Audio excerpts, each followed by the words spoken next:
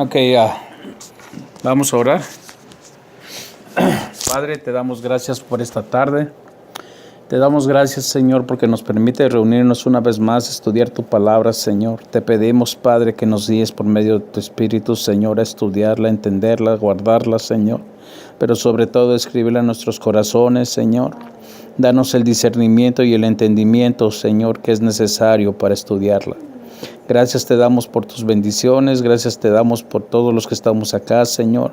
Ahora nos ponemos en tus manos, Señor, para hacerlo conforme a ti te agrada, Padre. Todo eso te lo pedimos en el nombre de tu Hijo amado Jesús. Amén y amén. Ok, hermana, lo que vamos a hacer ahora, vamos a estudiar un poquito lo que son los evangelios. Hola, ¿cómo estás? Buenas noches. Dios te bendiga. De todo lo que hemos visto hasta ahora, todos los estudios que hemos visto, lógicamente son de la Biblia. Pero ahora lo que vamos a estudiar un poquito es lo que ya es en realidad todo lo que es la vida de Jesús. Recuerde que nosotros, todos los cristianos, es necesario conocer toda la Biblia, pero principalmente debemos conocer el que nos salvó, el que nos compró, el que murió, dio su vida por nosotros, ¿me entiende? Y son 4 evangelios: Mateo, Marcos, Lucas, Juan. De esos 4, 3 anduvieron con Jesús o conocieron a Jesús de cerca. Lucas no, porque Lucas escribió su evangelio años después, pero él era un servidor del apóstol Pablo, un colaborador. No anduvo con Jesús. Pero de esos 4 evangelios, 3 anduvieron con Jesús o conocieron a Jesús. Y de esos 3, cada uno da su punto de vista de acuerdo a cómo vio las cosas y a cómo las entendió. ¿Ok? Pero entonces aquí lo que vamos a hacer es primero, Mateo presenta a Jesús como el rey. Marcos presenta a Jesús como el siervo. Lucas presenta a Jesús como el hombre. Y Juan presenta a Jesús como la persona divina o el hombre divino que vino del cielo. Entonces, para entender un poquito, vamos a comenzar en el Mateo 1:1. Dice genealogía, la genealogía de Jesucristo. Genealogía quiere decir de quién desciende quién, o el árbol genealógico que le llamamos nosotros. Da muchos nombres. Empieza hablando, por ejemplo, dice versículo 1, libro de la genealogía de Jesucristo, hijo de David, hijo de Abraham. Todo comienza con Abraham. Dice, Abraham engendró a Isaac, Isaac a Jacob, y así se va. Entonces va dando los nombres y de quién desciende quién. Todo para dar una línea directa para demostrar que Jesús descendía o era pariente directo del rey David, porque así tenía que ser la escritura. No tiene caso entrar nombre por nombre, puesto que para eso es necesario estudiar un poco más el Antiguo Testamento. Solo quiero tocar un punto interesante y el nombre de una persona. Si usted mira en el versículo 3, dice, Judá engendró de Tamar a Fares y a Zares, Fares a Esrom, Esrom a Aram. En el 4, Aram engendró a Aminadab, Aminadab a Nazón y Nazón a Salmón. En el 5 dice, Salmón engendró a Rahab. ¿Tiene usted idea de quién es Rahab? Ok, podemos buscar Josué 2, capítulo 2, versículo 1 al 4. Y si quiere lo lee, hermana, para que se dé cuenta quién fue Rahab. La profecía decía que tenía que descender desde Abraham hasta el rey David, del rey David hasta Jesús. Entonces, supuestamente se debe creer o se piensa que eran pura gente noble, pura gente de realeza y todo. Pero aquí vamos a ver algo importante, que lo que hace Dios con el ser humano. ¿Lo tiene, hermana? ¿Josué qué? Josué capítulo 2, versículos del 1 al 4.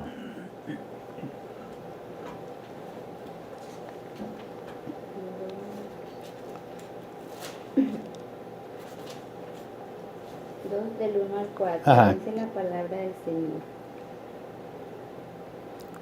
Ya, dice, Josué, hijo de Nun, envió desde Sittim 2 espías secretamente diciéndoles, andad, reconoced la tierra y a Jericó. Y ellos fueron y entraron en casa de una ramera que se llamaba Rahab. Ok, ramera. ¿Sabe usted qué es ramera? Una prostituta. Ok, sí, hermano. Y posaron allí. Y fue dado aviso al rey de Jericó diciendo, he aquí que hombres de los hijos de Israel han venido aquí esta noche para espiar la tierra. Entonces el rey de Jericó envió a decir a Rahab. Rahab, saca a los hombres que han venido a ti y han entrado a tu casa, porque han venido para espiar toda la tierra. Pero la mujer había tomado a los 2 hombres y los había escondido y dijo, es verdad que unos hombres vinieron a mí, pero no supe dónde eran. Ok, ¿se da cuenta? Y si usted lee el capítulo 5 de Mateo 1:5, dice, Salmón engendró de Rahab. Quiere decir que esa mujer, al tomar a los 2 espías que había mandado Josué a chequear la tierra de Jericó, por el simple hecho de haber ayudado al pueblo de Israel, a esas 2 personas que eran del pueblo de Israel, Dios le perdonó todos sus pecados y no la mataron. Mataron a todo Jericó, destruyeron todo Jericó, pero de los que sobrevivieron solo ella y su familia, los que estaban con ella en su casa.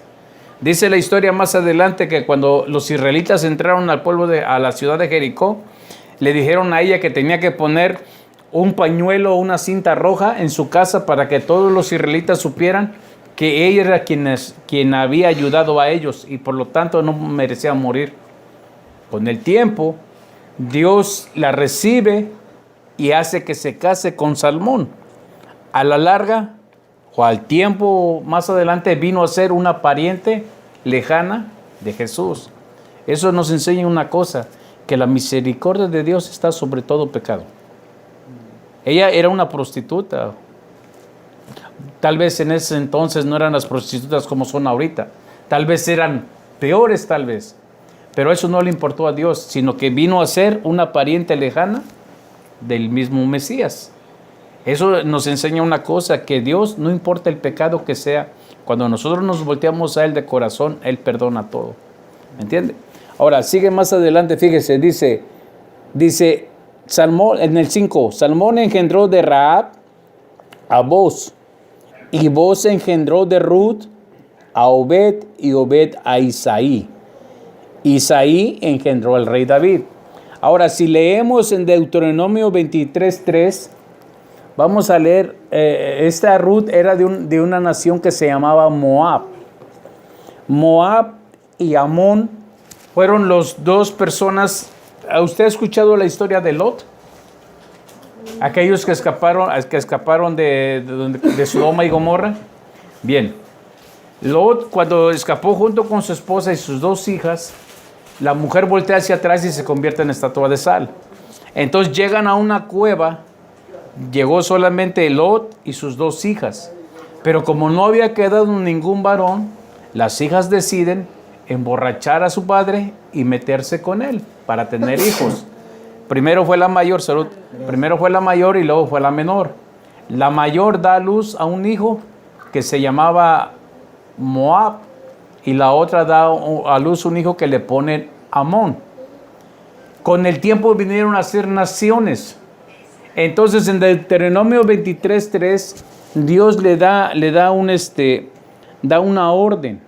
Dice, ningún moabita entrará en la congregación de Israel. O sea, ningún moabita podía entrar al pueblo de Israel por una sencilla razón. Cuando el pueblo de Israel venía saliendo de Egipto, que iba a entrar a la tierra prometida, Moisés mandó hablarle a los de Amón y a los de Moab, decirles, somos hermanos, porque eran parientes de Abraham. Dice, déjanos pasar para entrar a la tierra prometida. Y entonces Moab y Amón le dijeron, no vas a pasar. Dice, y no cruces la tierra de nosotros, porque entonces nos vamos a levantar como ejército y los vamos a atacar. Entonces lo que hizo Moisés, tuvo que rodear Moab y rodear a Amón y entrar por la parte de atrás enfrente de Jericó. Por esa razón Dios dijo, ningún moabita entrará en la congregación de Israel. Sin embargo, aquí en el versículo 5 dice que Booz engendró de Ruth. Ruth era una moabita. La historia de Ruth está en el libro de Ruth. Los 4 o 5 capítulos hablan de Ruth solamente, pero habla una cosa importante. Dice que había una mujer que se llamaba Noemí, de la tierra de Judá, y como era muy difícil vivir ahí, se fueron a la tierra de Moab. Ahí sus 2 hijos se casaron con mujeres de Moab. Entonces resulta que muere el esposo y luego mueren sus hijos. Entonces Noemí, al ser viuda, le dice a sus nueras, ¿saben qué? Dice, ya no tengo hijos, ya no tengo marido, dice, entonces regrésense a sus casas, dice, porque yo me voy a regresar a mi tierra. Entonces una de sus nueras dice, sí, yo me regreso. Entonces se despide de ella y se va a su gente, a su familia. Pero Ruth le dice, no te voy a dejar sola. Dice, de hoy en adelante tu pueblo será mi pueblo y tu Dios será mi Dios. Entonces ahí ella voluntariamente está renunciando a Moab. Y entonces es cuando Dios la acepta y entra a ser parte de Israel.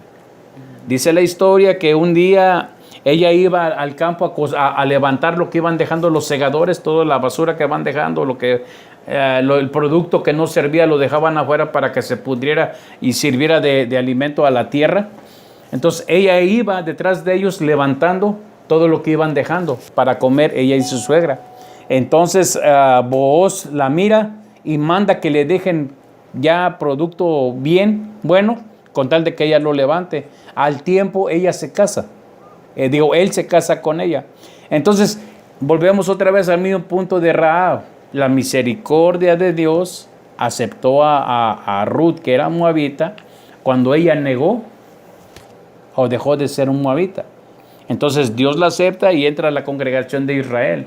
Pero ella tuvo que negar primero lo que ella era, una moabita. Entonces, igual que Rahab, Ruth vino a ser una pariente lejana de Jesús. Entonces, uno pensaría que en la descendencia en los ancestros de Jesús había puro gente noble, y no es así. Ya vio, hay una prostituta, una que fue prostituta y otra que era de otra nación, una nación pagana. Por eso le digo, lo que nos enseña es, y Dios lo dice de esta manera, yo tendré misericordia de quien quiera tener misericordia. O sea que Él en su derecho, en su soberanía, Él decide a quién acepta y a quién no acepta. Pero para que sean aceptos o seamos aceptos, Él tiene que conocer el corazón. ¿Me entiende? Por esa razón, Rahab y Ruth entraron a ser parte de la familia de Jesús muchos siglos antes. Bien, entonces de ahí vamos a pasar hasta el versículo hasta 1:18. ¿En Mateo? Sí, ahí mismo Mateo 1:18.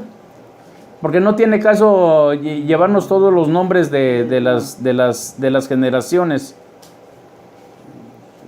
Pero ahí mismo en Mateo 1:18 vamos a entrar en lo que es el nacimiento de Jesucristo.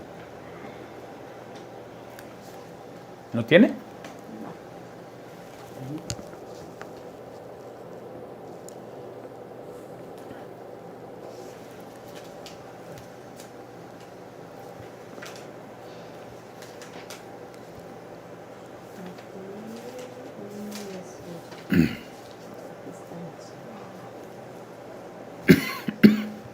¿Listos?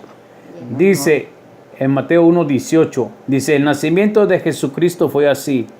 Estaba desposada María, su madre, con José. Antes de que se juntasen, se halló que había concebido del Espíritu Santo. José, su marido, como era justo y no quería infamarla, quiso dejarla secretamente.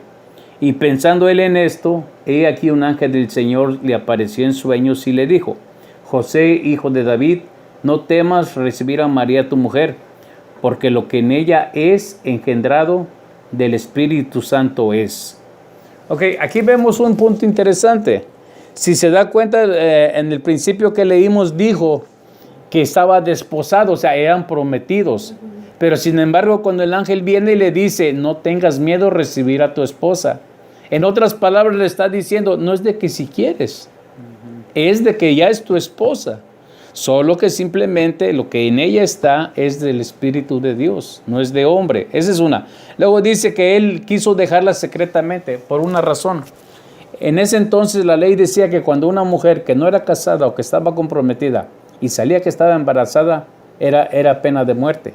Tenían que matarla a pedradas. Entonces José no quiso causarle ese problema. Entonces por eso dice que la quiso dejar en secreto.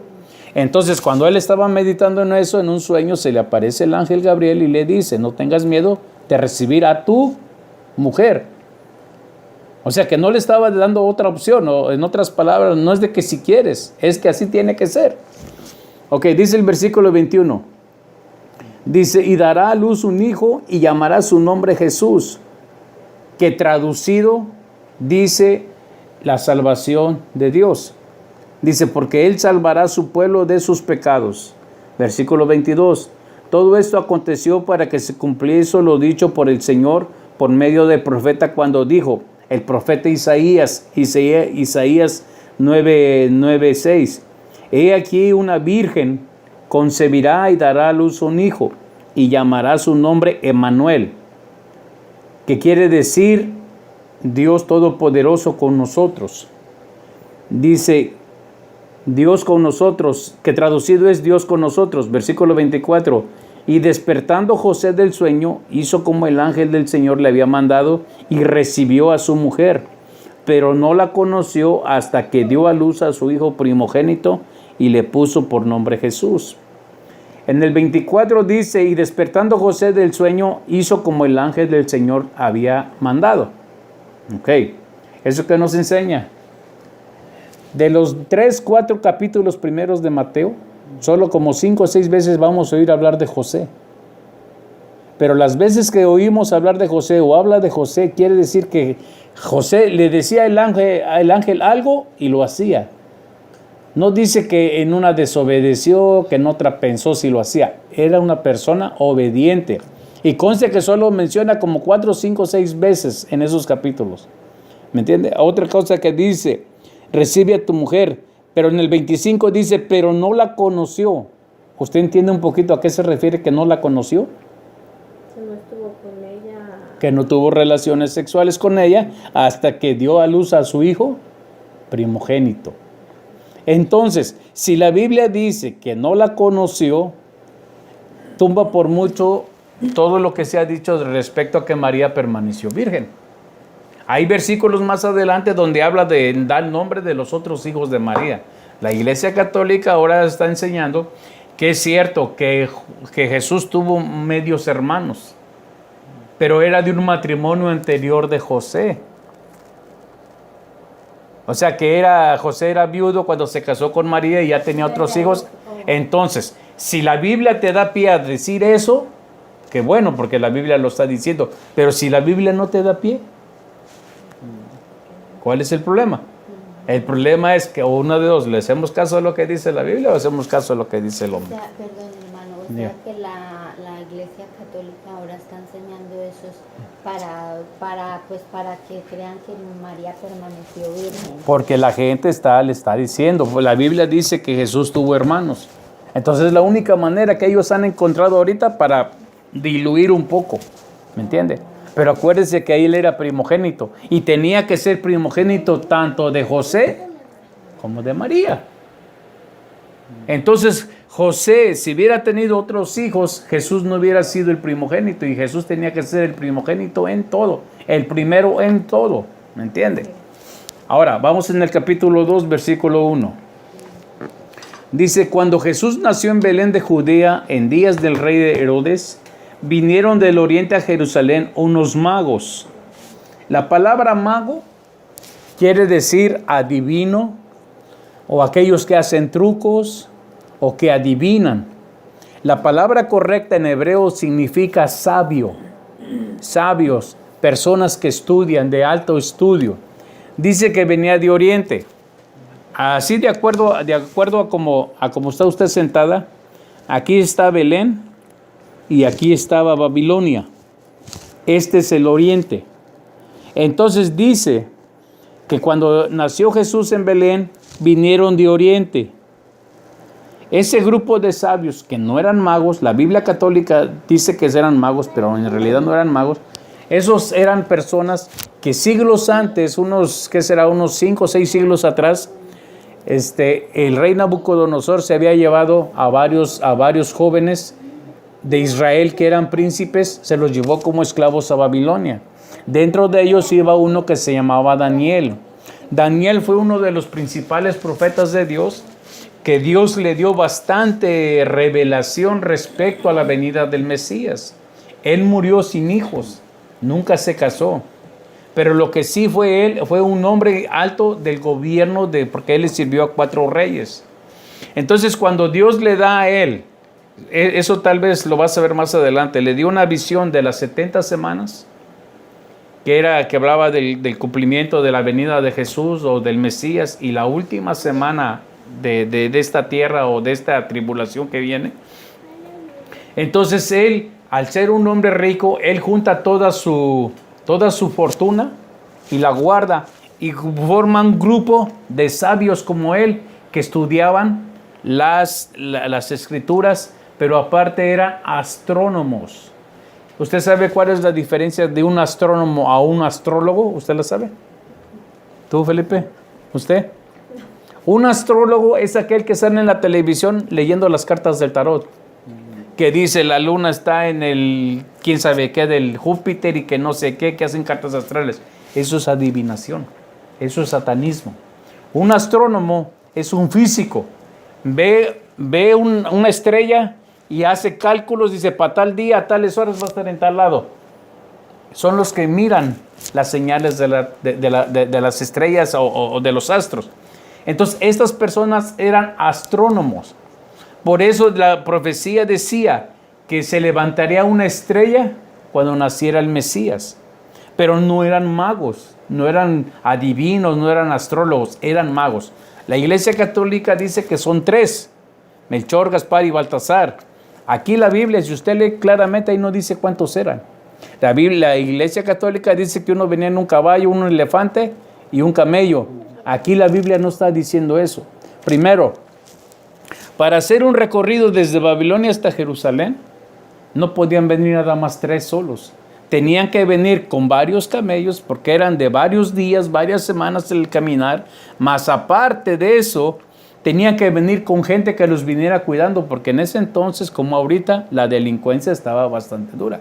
Entonces, tiene que haber sido una caravana de mínimo, calculan las personas, unas 40 personas. No eran nada más 3. Y le voy a decir, y más adelante está la explicación. Fíjese lo que dice el versículo 2. Diciendo, bueno, vamos a empezar otra vez del 1. Cuando Jesús nació en Belén de Judea, en días del rey Herodes, vinieron del oriente a Jerusalén unos magos, que no eran magos, sabios.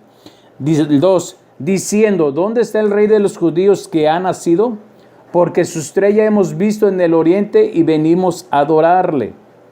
Dice el 3, oyendo esto el rey Herodes se turbó y toda Jerusalén con él. Pregunta, si Jerusalén era una ciudad donde mucha gente llegaba, el que hubieran llegado 3 hubieran causado conmoción. Entonces, si toda Jerusalén se turbó junto con el rey, quiere decir que iba un montón de gente. Era una caravana grande y todos iban buscando lo mismo. ¿Dónde está el rey de los judíos? Ahora, en el versículo dice, porque su estrella hemos visto en el oriente. Los astrónomos han dicho que cuando Jesús nació hubo una conjunción en una constelación que se llama Orión. Y hay una estrella que pasó enfrente de todas las demás estrellas en esa fecha. Ahora, más adelante vamos a tratar de entender qué era esa estrella que vieron ellos. Porque esa estrella no podía ser una estrella en el cielo. Pudo haber habido una señal en el cielo, sí. Pero esa estrella lo más seguro es que era un ángel. Por una simple y sencilla razón. Fíjese lo que dice el versículo 4. Dice, y convocados todos los principales sacerdotes y los escribas del pueblo, les preguntó dónde había de nacer el Cristo o el Mesías. Ellos dijeron, en Belén de Judea, porque así está escrito por el profeta. Y tú, Belén de la tierra de Judá, ¿no eres más pequeña entre las principales de Judá? Porque de ti saldrá un guiador que apacentará a mi pueblo Israel. El versículo 7 dice, entonces Herodes, llamando en secreto a los magos, indagó de ellos diligentemente el tiempo de la aparición de la estrella. Y enviándolos a Belén, dijo, id allá y averiguad con diligencia acerca del niño. Y cuando le halléis, hacedmelo saber para que yo también vaya y le adore.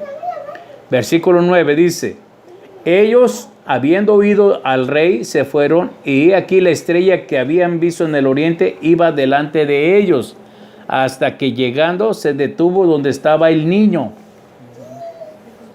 Aquí es donde yo, como le vuelvo a decir, yo en lo personal pienso que esa estrella era un ángel. Porque cómo es que salen del oriente, los va guiando por todo el desierto y llegan a Jerusalén. Después salen de Jerusalén para regresar a Belén. Y esto es así de sencillo. Aquí está Babilonia, aquí está Jerusalén, Belén está aquí. Entonces, si ellos salen de oriente siguiendo la estrella, llegan a Jerusalén y de Jerusalén se regresan hacia abajo para bajar a Belén. Belén está como a unos 35, 40 kilómetros. Pero dice ahí, y siguiendo la estrella se detuvo arriba de la casa. Lógicamente, una estrella en el cielo, por mucho que se pare en medio de nosotros, tú no puedes decir, está arriba de mi casa. Entonces, por eso, y hay muchas citas bíblicas en el libro en el Antiguo Testamento, donde a los ángeles les llama estrellas de Dios, o hijos de Dios, ¿me entiende? Entonces dice el versículo 9, ellos habiendo oído al rey se fueron, y he aquí la estrella que habían visto en el oriente iba delante de ellos, hasta que llegando se detuvo sobre donde estaba el niño. Fíjense lo que dice el versículo 10.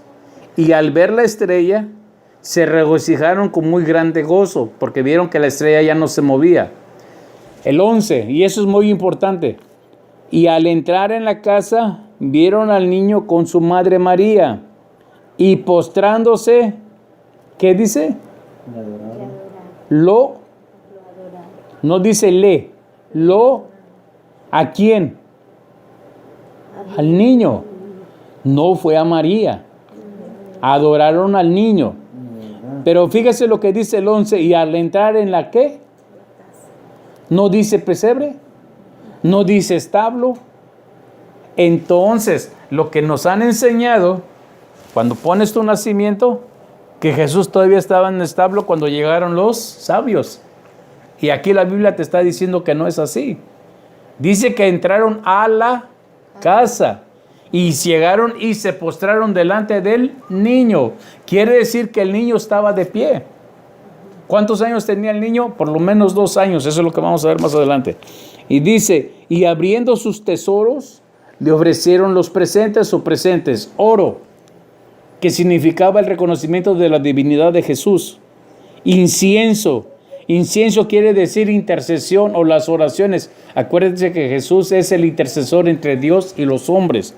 Dice, y mirra, que significaba su sacrificio. La mirra se mezclaba con otras especies y se les ponía a los cuerpos de los difuntos para que no olieran mal. Usted sabe que de 3-4 días ya huele mal el cuerpo. Por eso le ponían mirra. Entonces ahí ellos le estaban reconociendo 3 cosas: su divinidad, su trabajo como sacerdote intercesor y su sacrificio de él, con esos 3 regalos. Dice el 12, pero siendo avisados por revelación en sueños que no volvieran a Herodes, regresaron a su tierra por otro camino. Bien, dice más adelante, versículo 13, después que partieron ellos, he aquí un ángel del Señor apareció en sueños a José y dijo, fíjese lo que vuelve a decir, levántate y toma al niño y a su madre y huye a Egipto y permanece allá hasta que yo te diga, porque acontecerá que Herodes buscará al niño para matarlo. 14. Y él, despertando, tomó de noche al niño y a su madre y se fue a Egipto. Eso nos enseña una cosa, que cuando Dios le dio una orden a José, José no se tardaba en cumplirlas. ¿Se da cuenta?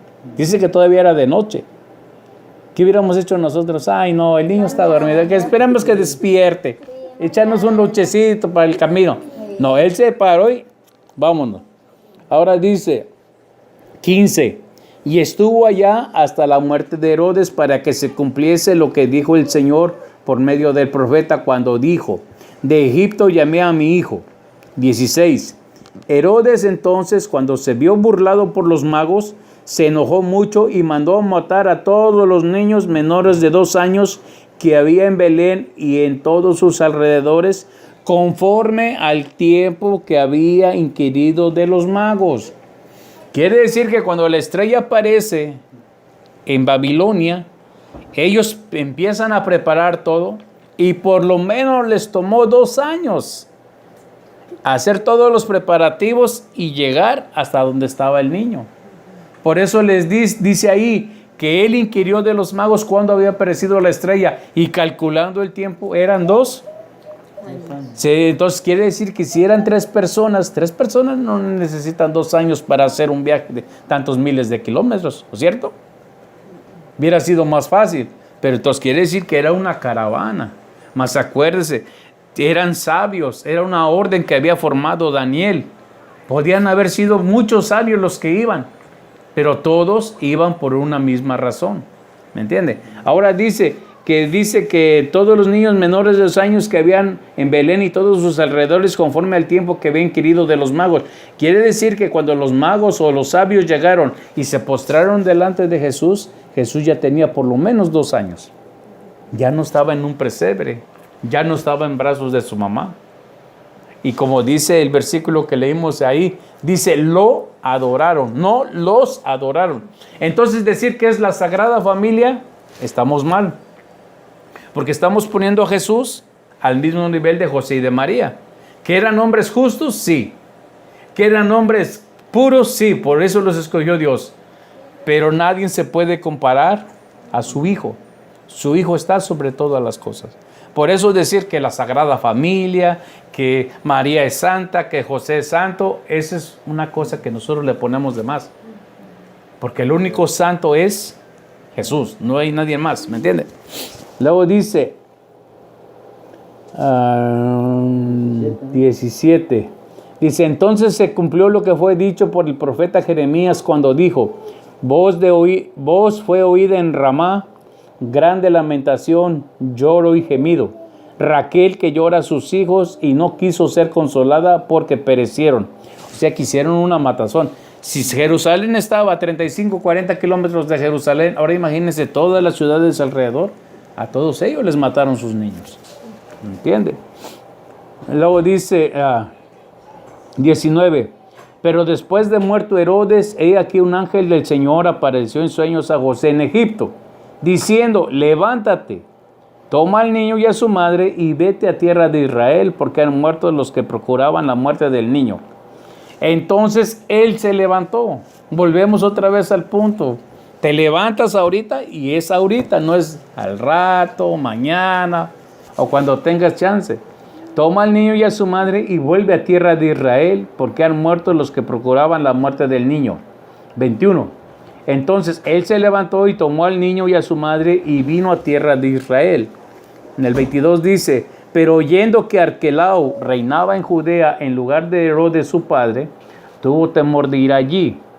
Pero avisado por revelación en sueños, se fue a la región de Galilea y vino y habitó en la ciudad que se llama Nazaret, para que se cumpliese lo que fue dicho por los profetas, que habría de ser llamado Nazareno. Ahora, aquí hay un problema en cuestión de traducción. Nosotros decimos que Jesús era nazareno porque tenía un voto nazareno. El voto nazareno decía que el bebé que iba a ser nazareno no podía tomar jugo de uva, nada de uva, no podía tomar alcohol, ni podía estar en un lugar donde estuviera un muerto, así fuera su madre, su padre, sus hermanos. No se podía cortar el cabello, raparse pues, pasar navaja por su cabeza, no recortarse el cabello. Dice, y aparte, si alguien de su familia moría y caía y lo tocaba a él, en ese momento perdía su voto nazareno. Pero la palabra nazareno, voto nazareno en hebreo es Nazri. La palabra Nazaret en hebreo es Nazaret. Entonces, cuando nosotros decimos Jesús Nazareno, tenemos que tener aquí en nuestra mente que a qué nos referimos. Jesús de Nazaret o Nazareno porque viene de Nazaret, o Jesús Nazareno por el voto nazareo. Y comúnmente lo que leemos Jesús Nazareno, pensando que es el voto nazareno. Porque si fuera el voto nazareno, entonces Jesús está mintiendo porque Jesús tomó vino. ¿Cierto? Entonces, cuando la Biblia habla de Jesús Nazareno, está hablando de que viene de Nazaret, no del voto nazareo. Porque Jesús, al cumplir los 30 años y empezar su ministerio, hasta ahí cumplió su voto nazareno. Ahora, el voto nazareno decía que no pasaría navaja sobre su cabeza. Eso es muy diferente a recortar el cabello. Simple y sencillamente, ustedes de las mujeres, ¿qué pasaría si durante 2 años no se cortan el pelo? Ahora imagínense a los de Oriente Medio que son barba cerrada, greñudos o velludos. Imagínense a Jesús que no se cortara el pelo durante 33 años. ¿Verdad que será ilógico? Entonces, lo que dice el voto nazareno, no pasarás navaja. O sea, había algo que se hacía en ese entonces, que se pasaba la navaja, o sea, pelón, pues, juntabas todo el cabello y lo quemabas en el altar como una ofrenda a Dios. Dice, eso no lo puedes hacer. Nunca pasará navaja sobre tu cabeza. Esto es cabello, la cabeza es esta. Eso es a lo que se refiere. Por eso, Jesús traía el pelo largo, sí. ¿A qué altura? Probablemente a los hombros, abajito más, arribita más. No podemos decir que lo traía a media espalda. En películas de Jesús de hace muchos años en México lo ponían hasta con el cabello hasta la cintura. En blanco y negro, no sé si se acuerda. Eso no es así. ¿Por qué? Porque Jesús, lógicamente, se recortaba su pelo. Porque si no, como le digo, en 33 años y medio, ¿hasta dónde trajera su pelo? Si no, nunca se lo hubiera cortado. Es simple lógica. Es simple lógica nada más. Entonces la única diferencia es eso. Jesús Nazareno porque venía de Nazaret. Porque él ya no era nazareno. Fue nazareno hasta los 30 años que comenzó su ministerio. Ahora dice el capítulo 3, fíjese. Dice, en aquellos días vino Juan el Bautista predicando en el desierto de Judea y diciendo, arrepentíos porque el reino de los cielos se ha acercado. Pues este es aquel de quien habló el profeta Isaías cuando dijo, voz del que clama en el desierto, preparar el camino del Señor, enderezar sus sendas. Y Juan estaba vestido de pelo de camello y tenía un cinto de cuero alrededor de sus lomos. Y su comida eran langostas y miel silvestre. Para entender esto hay que entender una cosa muy importante. Juan era primo de Jesús. Y Juan había nacido 6 meses antes que Jesús. Porque dice que cuando María se dio cuenta que estaba embarazada, fue a visitar a la madre de Juan. Ella ya tenía 6 meses. Entonces lo que sucede aquí es esto. Que cuando Herodes manda matar a todos los niños de Belén y sus alrededores, la mamá de Juan también se lo llevó al desierto. Porque 30 años después tenía que cumplirse la palabra que él está diciendo. Yo soy la voz que claman del desierto, enderezar los caminos para el Señor. Él tenía que ser el mensajero de Jesús. Entonces, ¿por qué comía miel y langostas, chapulines, pues? ¿Por qué? Porque la mamá se lo llevó al desierto para evitar que muriera con todos los niños que había mandado matar a Herodes. Así de sencillo. Ahora fíjese lo que dice el 5. Y salía a él Jerusalén y toda Judea y toda la provincia de alrededor del Jordán. Y eran bautizados en el Jordán, confesando sus pecados. Al ver que muchos de los fariseos y de los saduceos venían a su bautismo, les decía, esos eran los maestros de la ley, generación de víboras, ¿quién os enseñó a huir de la ira venidera? Haced pues frutos dignos de arrepentimiento y no penséis decir delante de vosotros mismos, a Abraham tenemos por padre, porque yo os digo que Dios puede levantar hijos a Abraham aún de estas piedras.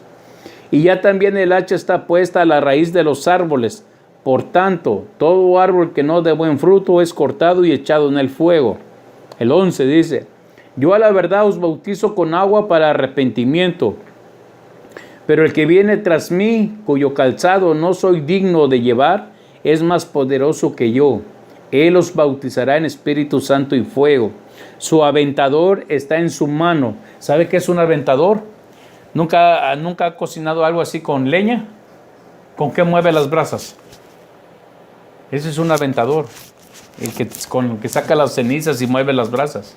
Por eso dice, su aventador está en su mano, o sea, está removiendo para que haya fuego, llama.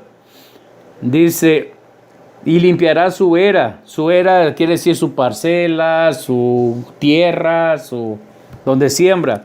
Y recogerá su trigo en el granero y quemará la paja en fuego que nunca se apagará. Ahora dice en el versículo 13. Entonces Jesús vino de Galilea a Juan al Jordán para ser bautizado por él. Mas Juan se le oponía diciendo, yo necesito ser bautizado por ti, ¿y tú vienes a mí? El 15 dice, pero Jesús le respondió, deja ahora porque así conviene que cumplamos toda justicia. Yo me puse a buscar un mandamiento que dijera o que se refiriera a esto que dijo Jesús. Es necesario cumplir toda justicia. En otras palabras, es necesario cumplir el mandamiento. En todo el Antiguo Testamento yo no encontré que hablar algo así, pero sí lo encontré en Corintios. En Primera de Corintios 14:32, Pablo dice, porque el espíritu de un profeta se somete a otro profeta. Esa es una ley de los profetas. Entonces, si Jesús vino a Juan, que era un profeta, Jesús como profeta nuevo, ¿qué es lo que estaba haciendo? Se estaba sometiendo a un profeta viejo. Eso lo podemos ver Elías y Eliseo. Elías el profeta viejo, Eliseo es el profeta nuevo. Después que hizo Eliseo, cuando se fue Elías, puso una escuela de profetas. Siempre un profeta viejo confirma a un profeta nuevo. Entonces es lo que le dice Jesús. Tenemos que cumplir la ley de los profetas. O un profeta nuevo tiene que ser ungido por un profeta viejo. ¿Qué fue lo que hizo Samuel con David? David era profeta, Samuel era profeta. Samuel era el profeta viejo, David era el profeta nuevo. Todo es así, ¿me entiende? Esa es la ley de los profetas. Dice, entonces le dejó. Versículo 16, y Jesús después que fue bautizado, subiendo luego del agua, he aquí los cielos le fueron abiertos. Y dice, y vio al Espíritu de Dios que descendía como paloma, mas no dice que era una. Es una gran diferencia, dice que del dicho al hecho hay un gran trecho. No podemos decir que era una paloma. Todo cristiano que trae una palomita en su carro, en su Biblia, en todo, diciendo que es el Espíritu Santo, esa es una blasfemia. Porque el Señor dice en Éxodo 20, no te harás imagen de lo que está arriba, en la tierra, ni debajo de la tierra. Y si nosotros o la gente piensa que Dios Espíritu Santo es Dios, nosotros lo estamos haciendo con imagen de un animal. Y eso solamente se hace en el satanismo, en el ocultismo, no en la Biblia. Por eso les digo, es muy común que la gente cometa esos errores, pero los cometen por ignorancia, ¿me entiende? Dice que descendió como una paloma, dice, y venía sobre él. Dice, y hubo una voz en los cielos que decía, este es mi Hijo amado, en quien tengo complacencia. Eso derrumba otro punto interesante. Muchos dicen que Jesús es papá y papá es Jesús. Entonces, ¿cómo es que Jesús está saliendo del agua y una voz en el cielo dice, este es mi Hijo? Entonces, ¿qué hizo Jesús? Hizo como ventriloquía, este es mi Hijo amado. No lo pudo haber sido. Está hablando papá y el Hijo está abajo. Lo que nos enseña que tanto papá como hijo son dos personas diferentes. Piensan lo mismo, hacen lo mismo, actúan lo mismo, hablan lo mismo, pero son dos personas diferentes. Por eso los testigos de Jehová están más que perdidos, porque dicen que todo es Jehová. Entonces, ¿dónde dejan al Hijo? Y todos lo dicen porque Jesús dijo, yo estoy en el Padre y el Padre está en mí. Es como si yo les digo a usted, mi hijo está en mí. No físicamente, pero mi hijo anda en mi mente todo el tiempo. Es lo mismo que está diciendo Jesús. Yo estoy en el Padre, estoy en el pensamiento del Padre todo el tiempo. Mi Padre está en mi pensamiento todo el tiempo, anda conmigo, porque vive aquí. Jesús anda en usted, usted está en Jesús y Jesús está en usted. No es nada difícil de entender. Solo que aquellos que quieren, ahora sí, agarrar las Escrituras y hacerlas a su manera, siempre se van a los extremos. Y son cosas sencillas, no son tan difíciles de entender. Dice el capítulo 4, fíjese. Entonces Jesús fue llevado por el Espíritu al desierto para ser tentado por el diablo. Dice, y después de haber ayunado 40 días y 40 noches, tuvo hambre.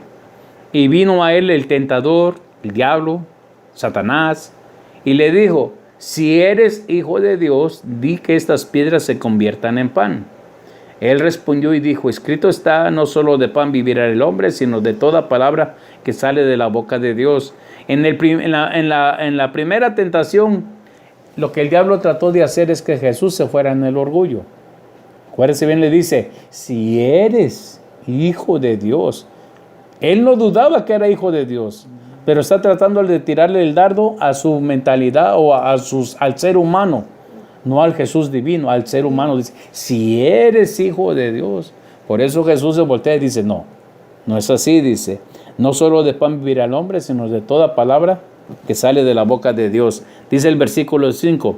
Dice, entonces el diablo le llevó a la santa ciudad, que es Jerusalén, y lo puso sobre el pináculo del templo. Se calcula que el pináculo del templo, la parte más alta del templo, era como de 40 metros de altura. Pero fíjese, dice que el diablo lo llevó, tal vez, no sé, con el poder que en ese entonces tenía todavía el diablo, de alguna manera hizo que llevarlo hasta ahí, ¿me entiende? No dice que lo cargó. Y le dijo, si eres hijo de Dios, la misma pregunta, si eres hijo de Dios, échate abajo, porque escrito está, sus ángeles mandará cerca de ti, y en sus manos te sostendrán para que no tropieces con tu pie en piedra.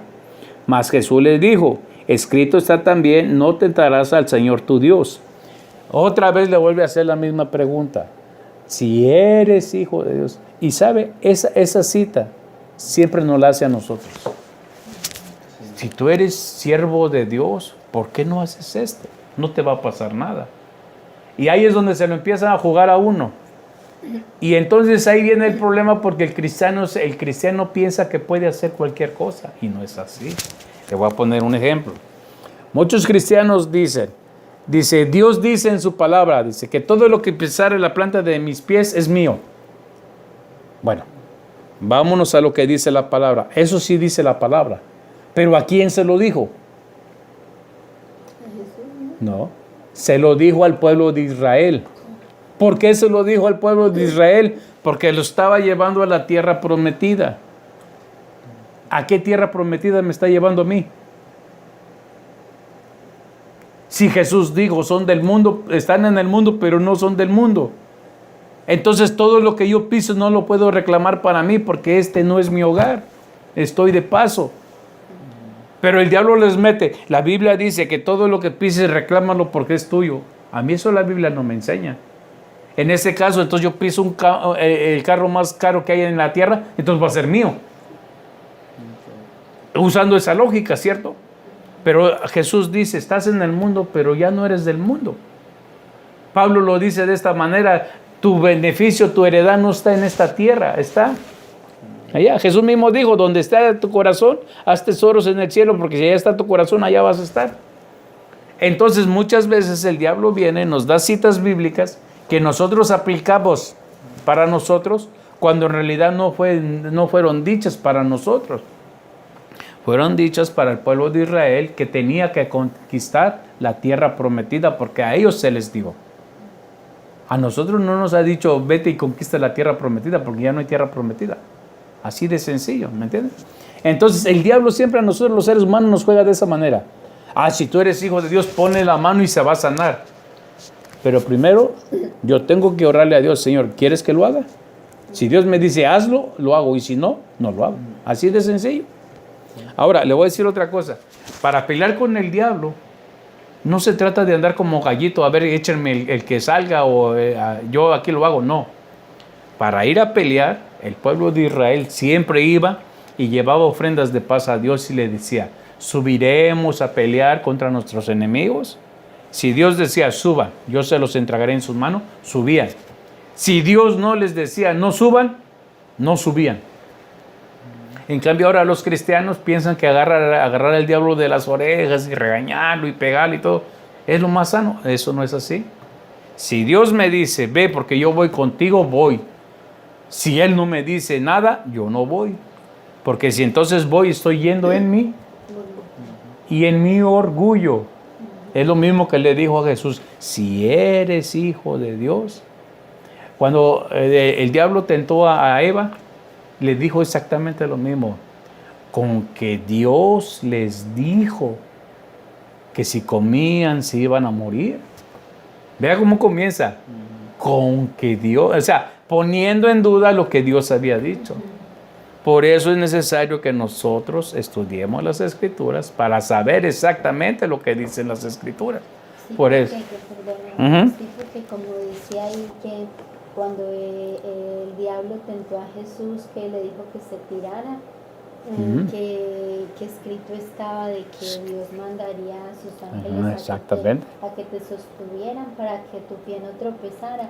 Quiere decir de que Él sabe, mejor dicho, en la Biblia desde el comienzo hasta el final, la sabe mejor que todos nosotros.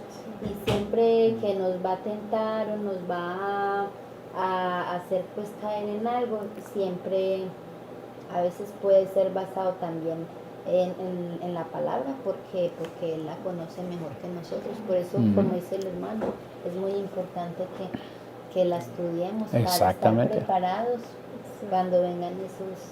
Y mire, va a haber iglesias, y hay muchas iglesias, que así como el diablo presenta las Escrituras, o sea, aquí el diablo no está en discusión que está usando las Escrituras, solo que el diablo las está usando dándoles su punto de vista para hacer caer. No le está dando la justa interpretación que tiene la palabra. Por eso hay muchas iglesias, llámeles evangélicas, cristianas, católicas, mormonas, de todas. Todos tienen un poquito de verdad, solo que están aplicando mal la Escritura, y la están aplicando mal porque la gente que está en esos lugares no estudia la palabra. Así de sencillo, no es tan difícil. Hay veces escucho personas así en la televisión que tienen un conocimiento tan grande de las Escrituras, pero las ponen mal. Y yo me pongo a pensar, ¿cómo es posible que han llegado hasta ese punto? Por alguna razón han llegado a ese punto. Porque no se guardaron, porque no le tienen miedo a Dios, o porque no sé qué les pasó. Pero el chiste es que ellos se han desviado y están aplicando mal las Escrituras. En los años 90 se enseñaba, había cualquiera, un Benny Hinn, un Kenneth Copeland, todo. Había uno, fíjese, que le decía exactamente cuánto medía de altura Jesús. Le decía con pies y pulgadas. Le decía cuánto medía la palma de Jesús. ¿Usted cree que si viera usted a Jesús, le iba a decir, Señor, déjame medirte, déjame ver tu mano? Él decía eso. Eran capaces de decir cualquier barbaridad. Y toda la gente mira así, como borreguito, amén, amén, amén. Sin siquiera ponerse a pensar que esa es la mentira del diablo. Jesús es tan santo. Incluso dice en capítulo 1 de Apocalipsis que cuando Juan lo vio, el apóstol Juan que anduvo con él, cuando él lo vio vestido de gloria, él cayó como muerto. O sea, es tan grande la impresión y la santidad que tiene Jesús que nadie puede estar de pie. Ahora, ¿usted cree que estos bárbaros iban a andar todavía midiendo al Señor cuánto mide, cuánto pesa? Incluso hasta peso daban, que pesaba como tantos kilos y todo. O sea, son cosas tan tontas que el diablo les mete, pero la gente las escucha. Ahora fíjese el 8. Dice, otra vez le llevó el diablo a un monte muy alto y le mostró todos los reinos del mundo y la gloria de ellos. Y le dijo, todo esto te daré si postrado me adorares. Entonces Jesús le dijo, vete, Satanás, porque escrito está, al Señor tu Dios adorarás y a Él solo servirás. El diablo entonces le dejó y aquí vinieron ángeles y le servían. En Mateo no dice tan explícito todas las palabras que dijo Satanás. En otros evangelios dice, todo esto te daré si postrado me adoraras, porque todo esto me ha sido entregado a mí. Es lo que dice en otros evangelios. ¿Cuándo fue que Dios se lo dijo a él? Dios no se lo dijo explícitamente. En capítulo 3 de Génesis le dice al diablo, simbolizado en la serpiente. Se piensa que la serpiente caminaba con medio cuerpo en el suelo y medio cuerpo levantado. Por una razón, la serpiente cuando va a atacar se levanta. Entonces piensan que así caminaba. Pero entonces Dios le dice al hombre, ahora vas a comer con el sudor de tu frente, a la mujer voy a multiplicar los dolores de tu parto, y el hombre se enseñoreará de ti. Y le dice a la serpiente, simbolizando el diablo, dice, y polvo comerás todos los días de tu vida. O sea, que le está diciendo, en otras palabras, tú puedes atacar al hombre hasta que seas quitado del mundo. Sí, ahora, cuando Dios hace al hombre y a la mujer, les da una orden. Dice, creced y multiplicaos. Dice, señorear la tierra, sojuzgadla. ¿Ok? Cuando viene el diluvio y el arca de Noé baja otra vez en el monte Ararat y sale hacia afuera Noé con su familia, le dice otra vez lo mismo, excepto una cosa, le dice, creced y multiplicaos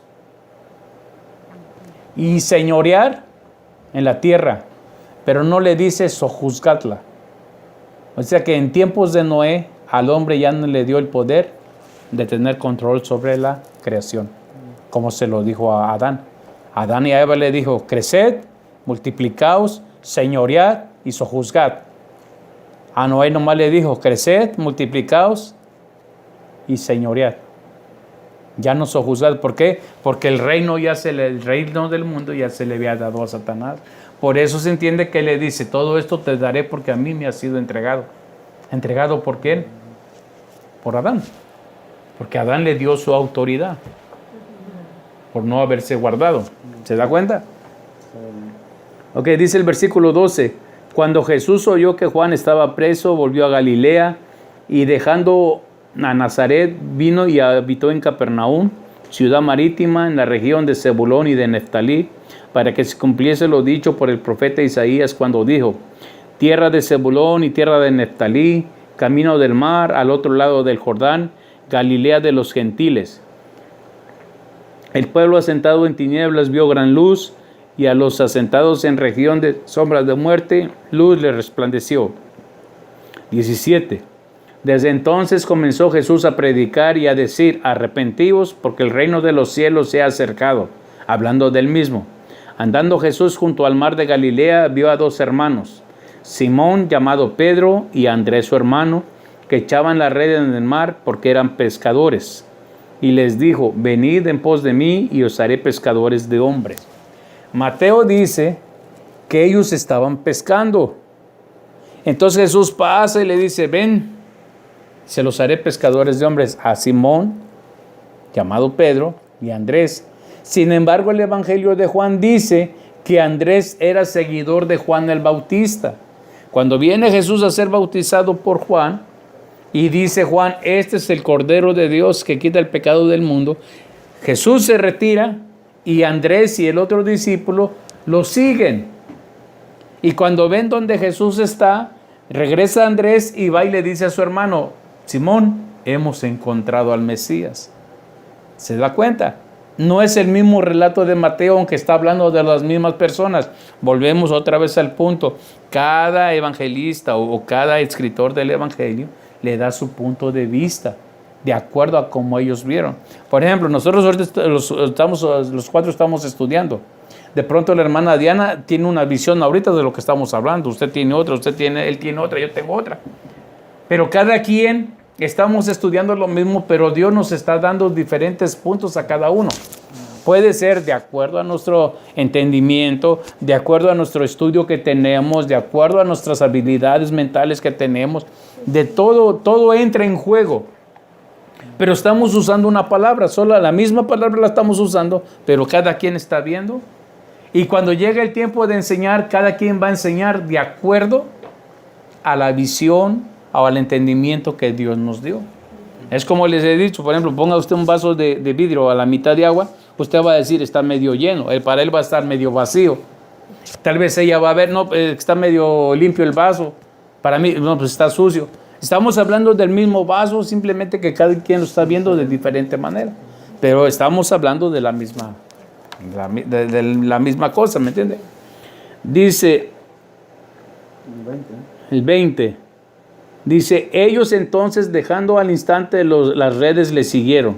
Pasando de allí vio a otros 2 hermanos, a Jacobo hijo de Zebedeo y Juan su hermano en el barco con Zebedeo su padre, que remendaban sus redes y los llamó. También eran pescadores, ¿se da cuenta?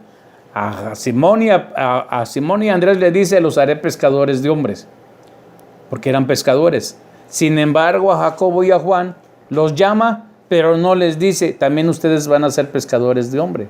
Eso nos enseña una cosa. Todos somos llamados, pero todos tenemos un diferente llamado en especial.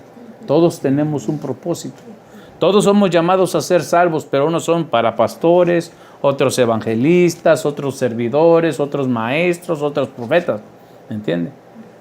Eran 4 pescadores, pero solamente a 2 les dijo, los haré pescadores de hombres. Pero al final los otros también fueron pescadores de hombres porque evangelizaban y ganaban almas. Pero el llamado fue solo para 2, los haré pescadores de hombres. Dice el 22, y ellos dejando al instante la barca y a su padre le siguieron. 23, y recorrió Jesús todo Galilea enseñando en las sinagogas de ellos y predicando el evangelio o las buenas noticias del reino, y sanando toda enfermedad y toda dolencia en el pueblo. Y se difundió su fama por toda Siria, y le trajeron todos los que tenían dolencias, los afligidos con diversas enfermedades y tormentos, los endemoniados, lunáticos y paralíticos, y los sanó. Y le siguió mucha gente de Galilea, de Decápolis, de Jerusalén, de Judea y del otro lado del Jordán. Había muchas ciudades en ese entonces. Ahora fíjese lo que dice el capítulo 5. Dice, viendo la multitud, subió al monte y sentándose vinieron a él sus discípulos. Y abriendo su boca les enseñaba diciendo, bienaventurados los pobres en espíritu, porque de ellos es el reino de los cielos. La palabra pobres en espíritu no quiere decir que son personas tristes, apagadas. Los pobres en espíritu son las gentes humildes. Humildad. Por eso si lo ponemos como humildad, dice, bienaventurados los humildes de espíritu, porque de ellos es el reino de los cielos. El 4. Bienaventurados los que lloran, porque ellos recibirán consolación. Los que lloran de dolor, los que lloran de sufrimiento. Podemos ponerlo de esta manera, bienaventurados los que lloran por las almas, porque haya justicia, porque haya paz, porque ellos serán saciados. Dice un capítulo de Isaías, la gloria futura de Sión, ya no habrá llanto, ya no habrá tristeza, ya no habrá dolor. Todo va a ser alegría con él. A eso se refiere. Luego dice el 5, bienaventurados los mansos, porque ellos recibirán la tierra por heredad. Dice los mansos, no los mensos. Mucha gente piensa que uno que es cristiano, uno es menso. No, uno es manso, uno no pelea. Si a mí me insultan, me dicen o me tiran, yo mejor me quedo callado. ¿Por qué? Porque tengo que ser manso. A mí de nada me sirve que me ponga el tú por tú. Hasta las cosas se hacen peor. Entonces, si Dios dice, mía es la venganza, yo daré el pago, entonces al portarme mansamente, yo digo que Él cumpla todo, que Él tome la justicia por su mano. A eso se refiere. Pero no es que seamos mensos, muchos se hacen mensos, porque piensan que hay que aguantar o hay que hacer esto, porque la gente dice, no es así.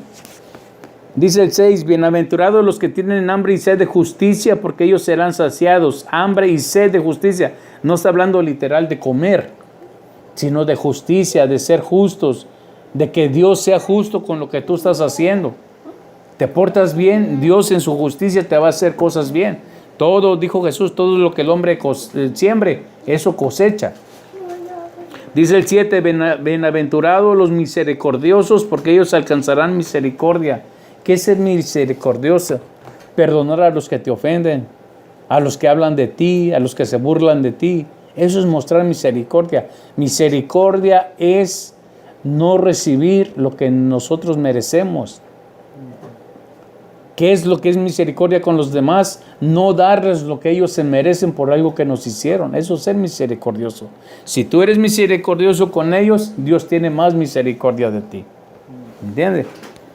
Dice el 8, bienaventurados los de limpio corazón, porque ellos verán a Dios. Los de limpio corazón, aquellos que vienen y se acercan a Dios pidiéndole, pero con un corazón limpio, sin maldad, sin pecado, sin problemas, sin ganas de... Mucha gente, fíjese lo que hace mucha gente dice, yo voy a ayunar para que Dios me dé esto. Pero ustedes y yo sabemos que desde el momento en que nos ponemos a ayunar, nosotros ya sabemos si Dios nos va a contestar o no. Porque hay una voz dentro de nosotros que nos dice, eso no te lo va a dar. Eso no te lo va a dar. Pero la gente piensa que a Dios se le agarras la mano y se le hace, sí, me lo das. Decimos nosotros manita de puerco. Y Dios no hace eso. Dios no cumple caprichos. Cuando usted se decide a hacer un ayuno, ya desde antes el Espíritu le está diciendo si está pidiendo bien o está pidiendo mal. Así de sencillo. Por eso dice, bienaventurados los de limpio corazón, los que no tienen nada, que no llevan, ¿cómo se dice?, una intención oculta para sacarle a Dios lo que ellos quieren. Así de sencillo. Y ahora también dice la Escritura que Dios nos desecha un corazón limpio ni un corazón contrito y humillado. Dice el 9, bienaventurados los pacificadores, porque ellos serán llamados hijos de Dios. ¿Quiénes son los pacificadores? ¿No se ha dado cuenta que aún dentro de la iglesia hay problemas? Es aquel que anda, hermano, arréglese con el hermano, arreglémoslo. ¿Para qué vamos a estar peleando? No es aquel que anda metiendo cizaña, no. Aquel dijo esto de usted y aquel dijo el otro y nomás causando problemas. Dice el 10, bienaventurados los que padecen persecución por causa de la justicia, porque de ellos es el reino de los cielos. Eso quiere decir que nosotros también debemos ser bienaventurados cuando nos persiguen por causa de ser cristianos. Siempre va a haber. Siempre se van a burlar de uno. Es aleluya, es de los que brincan, de los que lloran, de los que aplauden. De esos bíblicos, dicen ellos. ¿Me entienden? Dice el 11, bienaventurados sois cuando por mi causa os vituperen y os persigan y digan toda clase de mal contra vosotros mintiendo. Pero cuando mienten, pero cuando dicen verdad, es que no andamos tan derechos nosotros, ¿verdad? Dice, gozaos y alegraos porque vuestro galardón es grande en los cielos, porque así persiguieron a los profetas que fueron antes de vosotros. Dice el 13, vosotros sois la sal de la tierra, pero si la sal se desvaneciese, se vuelve insípida o sin sabor, ¿con qué será salada? No sirve más para nada, sino para ser echada afuera y hollada o pisoteada por los hombres. Es lo que les digo, que cuando cae nieve, se tira sal. Esa sal que no sirve. Eso es lo único que hace, que evita que la nieve se haga hielo. Por eso dice pisoteada. Y incluso apenas salió una foto de Jerusalén, donde tiene un trato así como de nieve. Por estas fechas, porque todavía es invierno. Para que vea que ahí también cae nieve. Dice el 14, vosotros sois la luz del mundo, una ciudad sentada sobre un monte no se puede esconder. Ni se enciende una luz y se pone debajo de un almud. Almud quiere decir una mesa, o abajo de la mesa, abajo de la cama, sino sobre el candelero o un tazón, y alumbra a todos los que están en casa. Así alumbre vuestra luz delante de los hombres, para que vean vuestras buenas obras y glorifiquen a vuestro Padre que está en los cielos. ¿Qué es lo que nos debe de... ¿Qué es la señal que debemos tener para con los demás? Buenas obras. Pero si nos insultan y nosotros regresamos el insulto, eso ya no son buenas obras, ¿cierto? Dice el 17, no penséis que he venido para abrogar o desechar o abolir la ley o los profetas. No he venido para abrogar. abolir, quitar, sino para cumplir. Dice la Reina Valera, sino para cumplir, pero en hebreo dice para completarla. ¿Por qué a completarla? Porque lo que tenía que cambiar Jesús, Jesús lo cambió. Dijo, les fue dicho, ojo por ojo y diente por diente, mas yo os digo, dice, ama a tus enemigos, ora por ellos. Dice, les fue dicho, todo el que cometa adulterio tendrá que hacer esto. Mas yo os digo que aquel que mire a una mujer y la desee en su corazón, ya adulteró con ella. Dice, no cometerás homicidio, mas yo os digo que aquel que le dice necio, fatuo o terco a tu hermano, eres culpable de asesinato. Entonces ahí se entiende que dice, he venido a completarla, a cambiar lo que hay que cambiar para que quede completa. Dice el 18, porque de cierto os digo que hasta que pasen el cielo y la tierra, ni una jota, ni una tilde pasará de la ley hasta que todo se haya cumplido. Aquí entra un punto interesante. Muchos dicen, estamos bajo la gracia, ya no estamos bajo la ley. La pregunta que yo hago ahorita, ¿ese versículo qué nos da a entender? ¿Que estamos bajo la ley? ¿O tenemos que cumplir la ley? ¿O ya no tenemos que cumplirla? Lea despacito. Fíjese, dice, porque de cierto os digo que hasta que pase el cielo y la tierra, ninguna jota ni ninguna tilde pasará de la ley hasta que todo se haya cumplido. ¿Hasta cuándo va a dejar de estar la ley? Hasta que esta tierra sea destruida, los cielos sean destruidos y todo sea hecho nuevo. Entonces decir que ya no estamos bajo la ley es una mentira del diablo.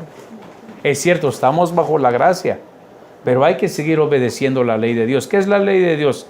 No cometerás asesinato, no robarás, no adulterarás, no fornicarás, no tendrás dioses ajenos delante de mí. ¿No es cierto? Si estuviéramos bajo la gracia, entonces ¿para qué queremos seguir guardando la ley? Entonces Jesús aquí nos estaría mintiendo, porque dice que hasta que pase todo, la ley no se le va a quitar nada porque se tiene que cumplir. Cuando entremos en el cielo, ¿cómo nos va a juzgar Dios? Va a decir, a ver, María, tú sabías que no tenías que hacer esto y esto y esto y esto y esto, porque así dice la palabra. ¿Por qué lo hiciste? No que se me chispoteó, sí, se te chispoteó, pero tú sabías que así decía aquí. ¿Por qué? Entonces quiere decir que con la ley vamos a ser juzgados. Porque si la ley decía no hagas esto y yo lo hacía, la ley es con lo que nos van a juzgar. Ahí es donde nosotros vamos a ver lo que cumplimos y lo que no cumplimos. Entonces decir que estamos bajo la gracia es una verdad. Que ya no estamos bajo la ley es otra verdad. Pero decir que ya no tenemos que cumplir la ley es una mentira. Porque hay los mandamientos. Jesús mismo dijo, si me amáis, obedece los mandamientos. Así de sencillo. Bueno, vamos en el 19. De manera que cualquiera que quebrante uno de estos mandamientos muy pequeños y así enseña a los hombres muy pequeños será llamado en el reino de los cielos. Mas cualquiera que los enseñe, a este será llamado grande en el reino de los cielos. Porque os digo que si vuestra justicia no fuese mayor que la de los escribas y fariseos, no entraréis en el reino de los cielos. Acuérdense, los escribas y los fariseos eran hipócritas. Por eso nos dice que no seamos hipócritas. 21. Oiréis que fue dicho a los antiguos, no matarás. La palabra no matarás está mal traducida en el español, en el Reina Valera. Matar, si dice no matarás, entonces es porque Dios mandaba a su pueblo a matar a los demás. Entonces, lógicamente, ahí estarían rompiendo una ley, ¿cierto? La palabra correcta es no asesinarás. Quiere decir no matarás a propósito. Esa es la palabra correcta, no asesinarás. ¿Qué fue lo que hizo David con Urías? Lo mandó matar. Ese sí fue un asesinato, por eso Dios lo castiga. ¿Me entiendes? Eso es un asesinato, pero no matarás. Dios mandaba al pueblo de Israel a matar, pero lo hacía por una razón. Pero una cosa es matar y otra cosa asesinar, porque asesinar es que usted ya lo meditó, ese me lo va a pagar y me lo voy a echar y hasta que lo mata. Eso ya es pecar con alevosía y ventaja. Dice, y cualquiera que matare será culpable de juicio. La traducción correcta sería, y cualquiera que gracias hermano, cualquiera que asesine será culpable de juicio. Y dice el 22, pero yo os digo que cualquiera que se enoje, o dice guarde ira contra su hermano, será culpable de juicio, y a cualquiera que diga necio, que quiere decir no sirves para nada a su hermano, será culpable ante el concilio. ¿Se da cuenta de lo que Jesús cambió de la ley? Por eso dice que Él vino a completarla, dice en hebreo, a cambiar lo que había que cambiar. ¿Por qué? Porque los judíos ya se habían hecho expertos en agarrar la ley, tomar la liviandad, pagar nomás lo que se les pedía y seguir pecando. Por eso Jesús vino y cambió esas cosas. Dice, y cualquiera que le diga fatuo o necio quedará expuesto al infierno del fuego, o el infierno de fuego.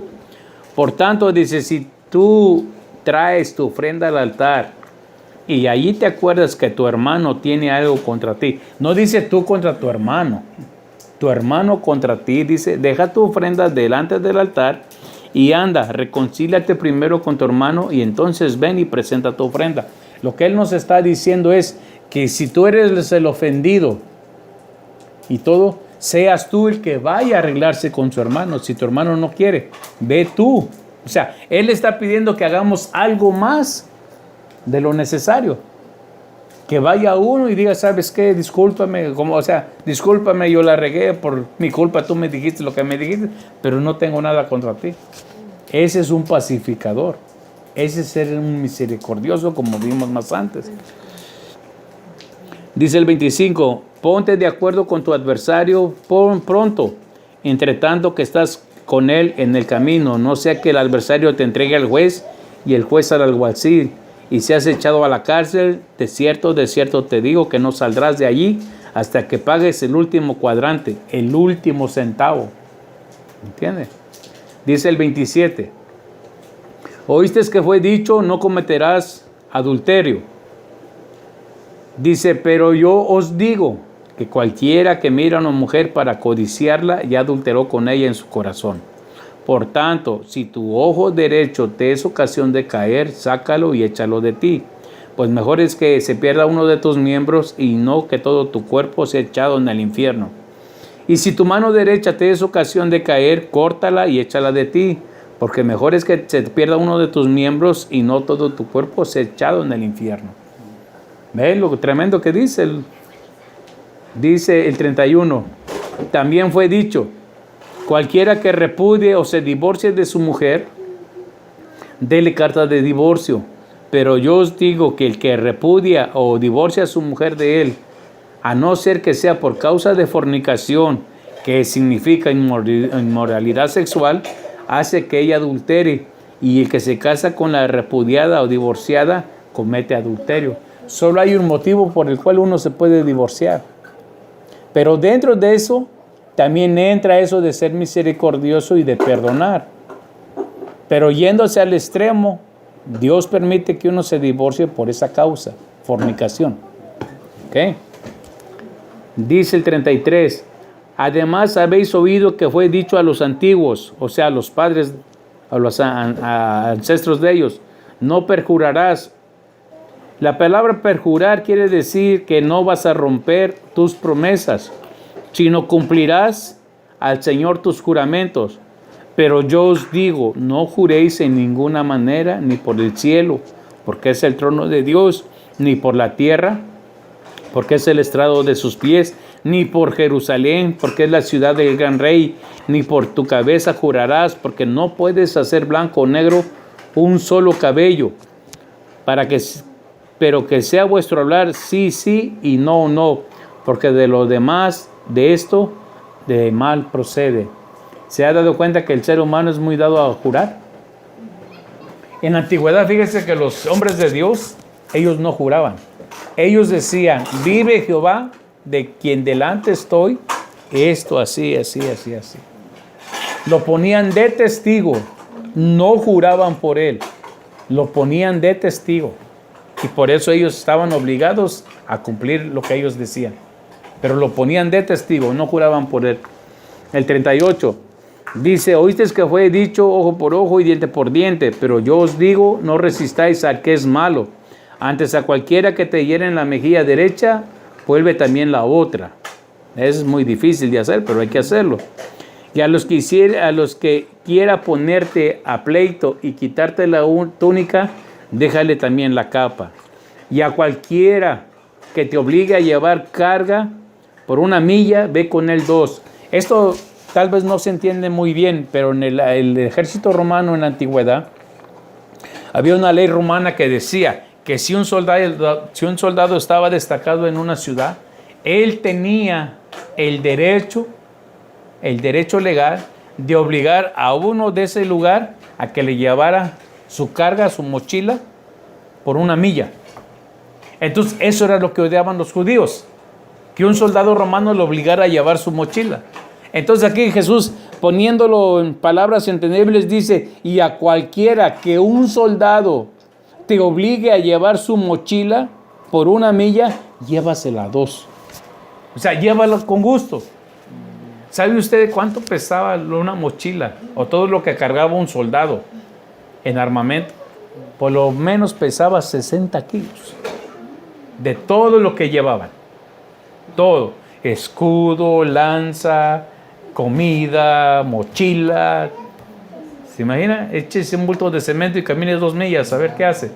De aquí a la cumbre, ¿verdad? Más o menos. ¿Se imagina? Pero por eso les dice Jesús, aquel que te obligue, llévasela 2. O sea, ya dejas de rezongar y hazlo. Dice el 42, al que te pida, dale.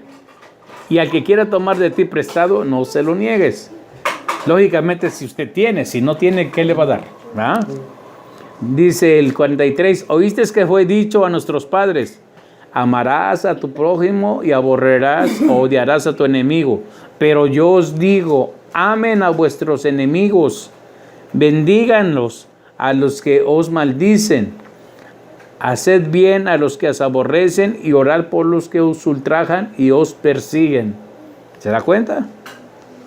Dice el 45, para que seáis hijos de vuestro Padre que está en los cielos, que hace salir su sol sobre malos y buenos y que hace llover sobre justos e injustos.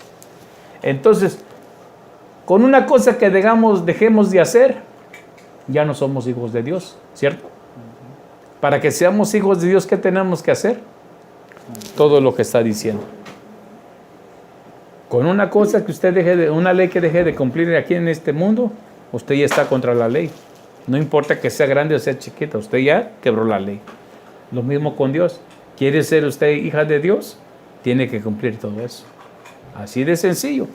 Y si se da cuenta, no le da opción. O eres o no eres. Así de sencillo. Dice el 46, porque si amáis a los que os aman, ¿qué recompensa tenéis? ¿No hacen también lo mismo los publicanos, que eran los cobradores de impuestos? Dice, y si son amables o saludáis a vuestros hermanos y amigos, solamente, ¿qué hacéis de más? ¿No hacen también esto los gentiles? Sed pues vosotros perfectos, como vuestro Padre que está en los cielos es perfecto. O sea, que todo lo que hemos leído en los últimos 2 capítulos, con una que dejemos de cumplir, ya estamos mal. ¿Se da cuenta? Y si con algo que dejamos de cumplir, estamos abiertos a ataques del enemigo. ¿Se da cuenta? Son solamente 5 capítulos que hemos leído. ¿Y cuántas cosas hemos visto? ¿Se da cuenta que ya no volvimos a hablar de José?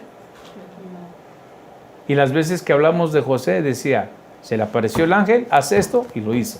Levántate y vete patado. Levántate y regrésate. Y yo sinceramente, de todas las predicaciones que he escuchado en tantos años, nunca he escuchado una de José.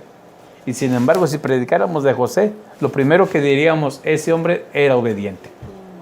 Ese hombre era justo. Ese hombre agradaba a Dios. Porque Dios le decía, levántate y haz esto. Lo hacía en el momento. No decía, ay Señor, deja que se pase el agua. Ay Señor, espérate, duermo bien porque voy medio dormido. ¿Se da cuenta? ¿Se da cuenta cómo estudiando un poquito así, tiene bastante comida? Y de eso se trata, de estudiar los evangelios.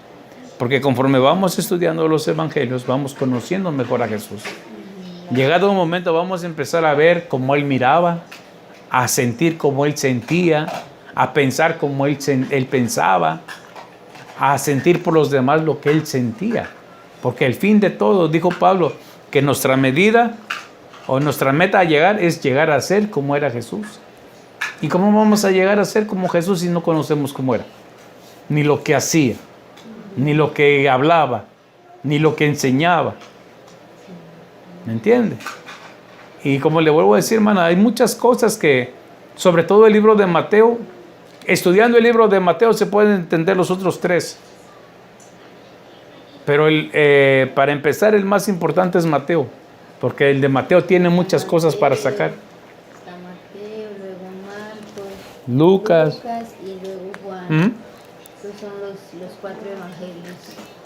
Exactamente. Y todos cuentan la historia de Jesús, Sí. pero como dice el hermano, diferente como versión, diferentes palabras que usaban.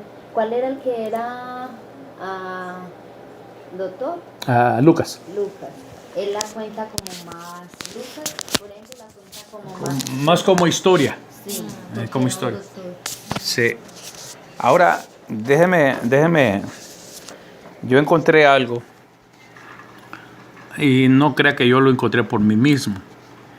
¿Se acuerda que hemos estudiado un poquito de lo que son los ídolos, las imágenes y todo eso? Encontré unas citas bíblicas. Pero, ¿se acuerda? ¿Usted tiene una Biblia católica? ¿Sí? ¿La tiene en la mano? Tráigasela. Tráigasela, por favor. Porque es lo que menos agarramos. No, pero lo que quiero enseñarle algo interesante. Yo nunca leí una Biblia católica. ¿Se acuerda que le he dicho que la Biblia católica es más cruda en su... Más fuerte. Ok, busque Isaías 45:20.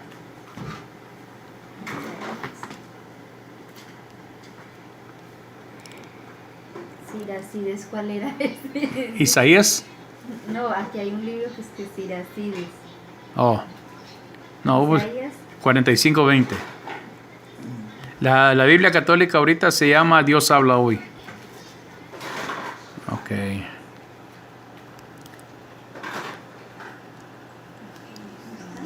tiene Isaías. ¿No tiene Isaías? Isaías está después de Salmo, ¿no? El Salmos, sí, pero como es Biblia católica... ¿Isaías qué, hermano? 45:20. 45.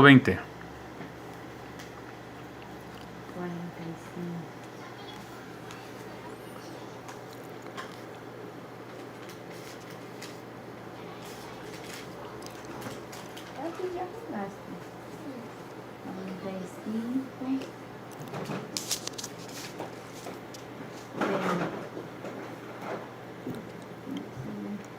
Aquí. Léalo despacito. Dice, reúnanse y vengan, acérquense ustedes que se han liberado de las naciones, son tontos los que llevan estatuas de madera. ¿Verdad? Sígale. ¿Ya se acabó? Y dice, y rezan a un Dios incapaz de salvar. Fíjese lo que dice la Biblia católica moderna. Dice en la misma cita, reúnanse y vengan, acérquense todos los sobrevivientes de los pueblos. Son unos ignorantes quienes llevan en procesión sus ídolos de madera y se ponen a orar a un Dios que no puede salvarlos. Es la versión Dios habla hoy, la nueva versión de la Iglesia Católica. Ahora busque Jeremías 10, 8 y 9.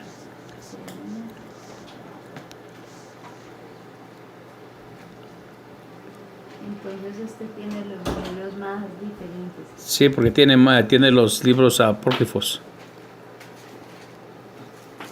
Va a encontrar el Evangelio de Tobías, Jeremías 10. 10. Versículo 9, 8 y 9.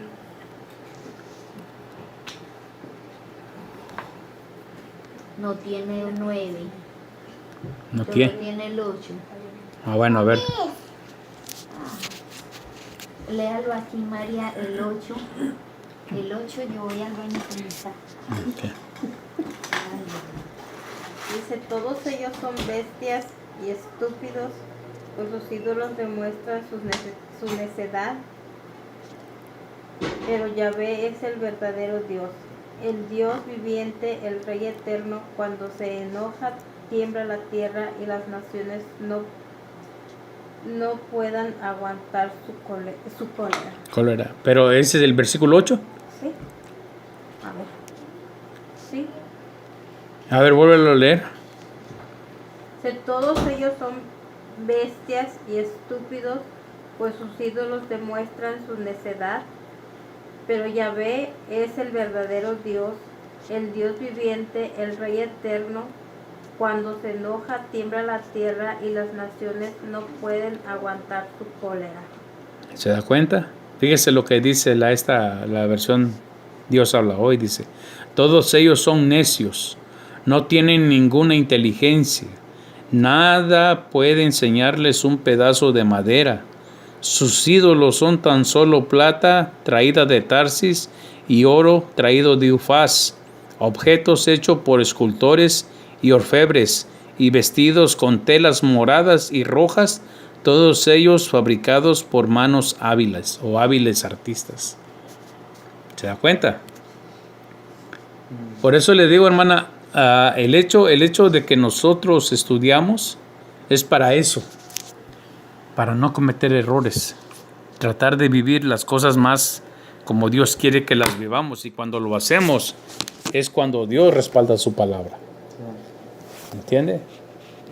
Hay veces que, como le vuelvo a decir, es difícil hacerlo, es cierto, nada es fácil, pero como le vuelvo a decir, es que si nosotros no ponemos de nuestra parte, hermana, tenga por seguro que más vamos a sufrir, porque en realidad eso es lo que sucede. Es como, por ejemplo, cuando uno está enfermo y le dice que se tome la medicina y la medicina es dolorosa y usted no se la toma, ¿quién sufre? Usted, porque más tarde en curarse, porque no se va a curar hasta que no se la tome, y le guste o no le guste, es necesario hacerlo si es que uno quiere estar sano. ¿Entienden? Y eso tiene que ver tanto para nosotros como para nuestras familias, como para nuestra casa, incluso hasta para nuestros padres. ¿Me entiende? Porque, como le digo, muchas de las cosas que nosotros hacemos afecta a la familia cercana y también a la familia lejana. ¿Me entiende? Porque ¿a poco no le gustaría a usted que su familia, toda la familia que usted tiene, no le gustaría que supieran lo que usted sabe? ¿Me entiende? Entonces todo tiene un proceso, pero a la vez todo tiene que ver con obediencia, porque si nosotros obedecemos, Dios en su misericordia puede traerlos también. Y claro, también cuenta el estar pidiendo por ellos, orando por ellos, ¿me entiende? Pero ahora sí, como lo vuelvo a decir, es decisión de cada uno ponerle de su parte, echarle ganas para hacerlo. Porque si no lo hacemos, hermana, de por sí ya la vida es difícil. Y más, si nosotros no queremos nada de Dios, pues imagínese, peor tantito. ¿Tiene preguntas? ¿No? ¿Tú, Felipe? No, Sí. más que suficiente. Bueno, pues ¿qué le parece si oramos? Padre, te damos gracias por esta noche. Te damos gracias, Señor, por habernos permitido, Señor, estudiar un poco tu palabra, Señor. Te pedimos, Padre, que podamos meditar en ella, Señor, y no nos olvidemos de lo que hemos estudiado, Señor. Perdona, Padre, si todavía estamos luchando, Señor, por hacer caso a tu palabra, para tratar de entenderla, Señor. Pero tú, Padre, guíanos por medio de tu Espíritu, Señor, para poder recordar tu palabra y podamos, Señor, seguir adelante, Señor, estudiándola. Gracias por este día, gracias por este hogar, por la hermana María, Señor. Te pedimos por el hermano Gerardo, por cada uno de sus hijos, por cada uno de los que viven en este hogar, Señor. Por Diana, por Isaac, por Felipe, Señor, por todos aquellos que nos permites estar aquí, Señor, compartiendo un poco tu palabra, Señor. Gracias te damos, Padre, en el nombre de tu Hijo amado Jesús. Ahora te pedimos que te quedes en este hogar, Señor, que sigas, Padre, protegiendo este lugar, este hogar, a cada uno de los niños, Señor, desde el mayor hasta el menor, Señor, que los sigas guardando, tanto como sus padres también, Señor. Sigue obrando con ellos, Padre, y todo esto te lo pedimos en el precioso nombre de tu Hijo amado Jesús. Amén y amén, Señor. Amén. Así es, hermano.